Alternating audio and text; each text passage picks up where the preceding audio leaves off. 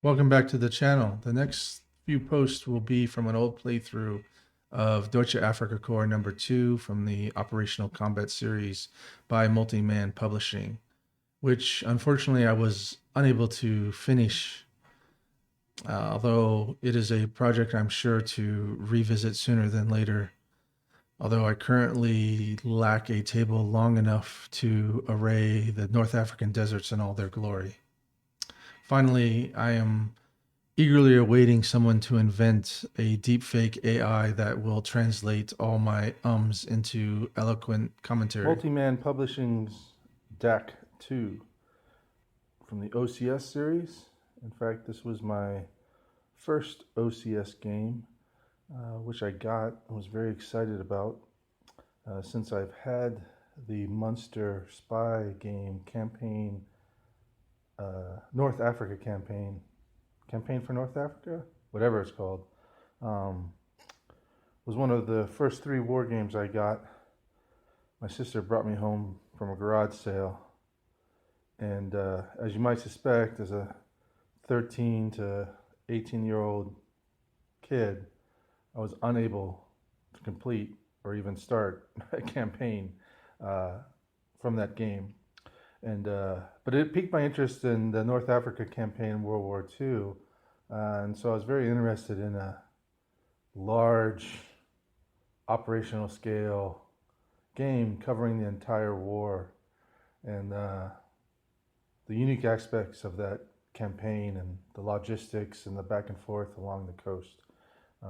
So I was very excited. Actually, the first DAC was the first OCS game I bought. I since bought the second edition.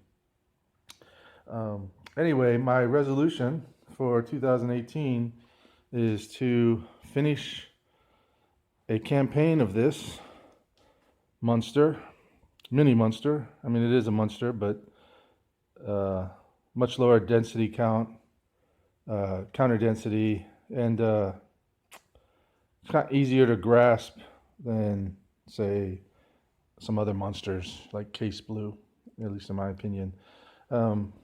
Very long map, as you can see, and basically there are some small strategic decisions, but you're mostly fighting up and down this coast highway between Alexandria, the ultimate goal of the Axis, and Tripoli, Tunisia, over here, the primary base of the Axis. I have this set up for the campaign, and I've started the first turn's move. As you can see, the Italian army is marching out of Tripolitania and Tunisia towards the front lines. Most of the initial action will be right here around Bardia and Salom and Sidi Barini. And I've moved a few units, but most of the units haven't been moved yet. One of the requirements of the game, the Chrome, is that the Italians must advance into Egypt and take some territory by decree of Mussolini. And basically all of these units, plus a handful of more, are going to have to march up here, at least across the border between Libya and Egypt. And then a smaller set, but still significant, like 3 infantry divisions, an HQ, some miscellaneous other units, are going to have to cross what is called the Mussolini line, which is a faint yellow line here, right along here. And the issue with this is that the Italian supply net at this time in the war is very, very poor. They can only trace along primary roads, and there is only one primary road in North Africa, and that is the coast road. There's a few places in Egypt that have more, and there's a little bit of a split, but still it's just along the coast. So the only place, and the other interesting thing is at this time, the coast road ends in Salom, or the coast highway. This little section of the highway is in disrepair and cannot be used for trace. So the Italians have no trace anywhere in this area. They can't trace this road. at least not for several months. Eventually, I forget the exact date, but they become able to trace on secondary roads, just like everyone else. So the British, the Allies, Commonwealth and friends can trace along these secondary roads, not the tracks, but the secondary road. And there's quite a few secondary roads on the towards the south, allowing Commonwealth to flank the coastal highway and the Italians pretty much at will. And the quality and speed of the British units that they have at this time is such that, and the poor quality of the Italians, as well as their slowness and really lack of them, because this is a lot of territory to cover, is that the Italians are not going to be able to stop the British from cutting off their supply, or not easily. I don't really see it happening.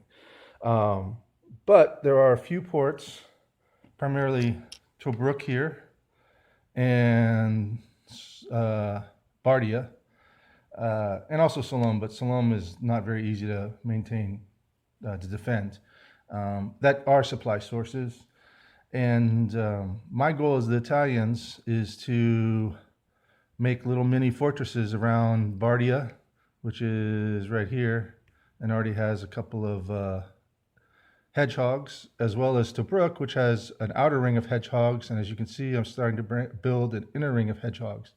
I'm going to make these fortresses and try to hole up in these locations, and hope that I can survive and fend off the Commonwealth until the Axis start to arrive in around March, which is 5-6 months from now.